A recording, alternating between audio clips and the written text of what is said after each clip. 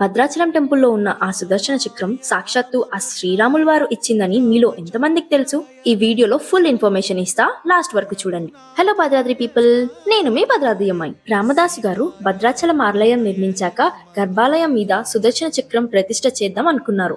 ఎందరో శిల్పకారులు, లోహకారులు చెక్కినా ప్రతిష్ఠించే సమయానికి విరిగిపోతుందంట. అయితే రామదాసు గారు ఏం చేయాలో తెలియక చింతిస్తుంటే రాముల వారు రామదాసు గారికి కల్లో కనిపించి వెళ్ళి గోదావరి తల్లిని ప్రార్థించు, ఆ సుదర్శన చక్రం నీకు కనిపిస్తుందని అన్నారట. ఆ మరుసటి రోజు గోదావరిలో దిగి ప్రార్థిస్తూ ఉండగా ఆ యొక్క సుదర్శన చక్రం రామదాసు గారికి దొరికిందంట. ఆ రోజు రామదాసు గారికి దొరికిన సుదర్శన చక్రమే ఇప్పుడు మన భద్రాచలం టెంపుల్ మీద ఉన్న సుదర్శన చక్రం. వీడియో నచ్చినట్టయితే లైక్ చేయండి, షేర్ చేయండి.